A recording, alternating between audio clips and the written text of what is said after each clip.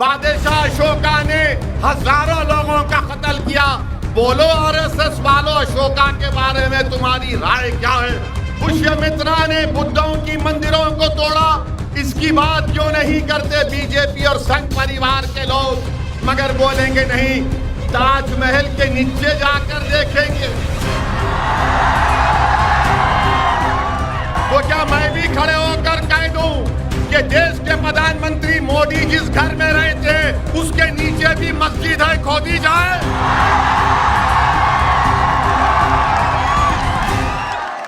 कि आज हमारे वतन अजीज में, हमारे मुल्क भारत में हर चीज को ये इल्जाम लगा दिया जाता है कि ये हुआ तो मुसलमानों की तरफ से हुआ, अगर ये गलत हुआ तो मुगलों की वजह से हुआ।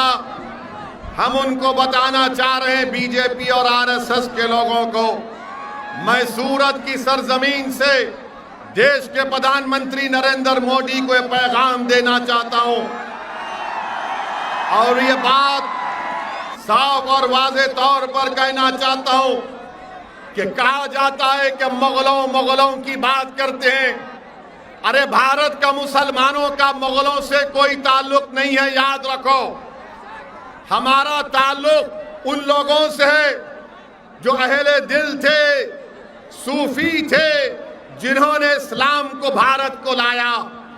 अगर भारत में पहली मस्जिद मुगलों ने नहीं बनाई थी, भारत में पहली मस्जिद अगर बनाई गई तो केरला में बनाई गई थी। वो बादशाह थे, बादशाह दीन का नहीं होता, आलिम दीन का होता है। सूफी जो होता है उसका ताल्लुक दीन से होता है। मगर बीजेपी मुगलों को मुसलमानों से जोड़कर कहती है नहीं, वो 600 साल पहले ऐसा हुआ था, 500 साल पहले ऐसा हुआ था, 450 साल पहले तोड़ी गई, अब हम उसमें खोद के देखेंगे।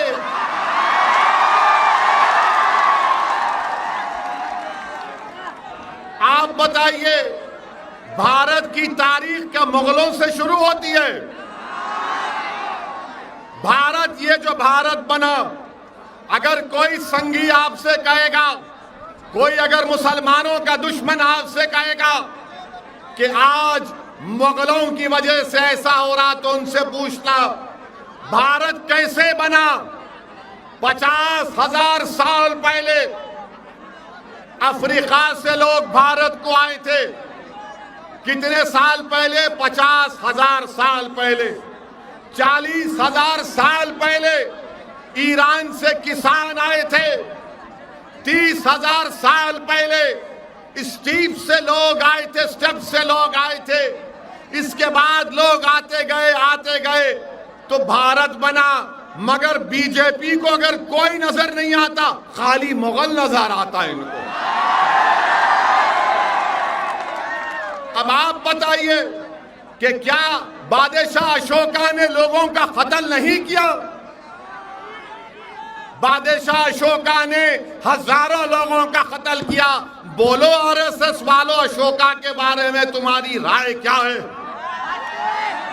क्या यह बात सच नहीं है कि पुष्यमित्रा ने बुद्धों की मंदिरों को तोड़ा? इसकी बात क्यों नहीं करते बीजेपी और संघ परिवार के लोग? मगर बोलेंगे नहीं, ताजमहल के नीचे जाकर देखेंगे। ताजमहल के नीचे क्या मिलेगा आपको? नहीं, हम खोद के देखेंगे क्या मिलेगा। तो क्या मैं भी खड़े होकर कह दूं कि देश के प्रधानमंत्री मोदी जिस घर में रहे थे उसके नीचे भी मस्जिद है, खोदी जाए?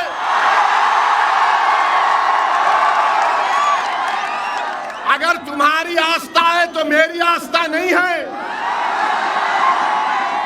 क्या मोदी की आस्था ओवैसी की आस्था से बढ़कर है या बराबर है? बताओ आप। ये देश आस्था पर नहीं चलता मोदी जी। ये देश चलेगा तो संविधान पर चलता था और चलता रहेगा। भारत का मुसलमान किराएदार नहीं है, हिस्सेदार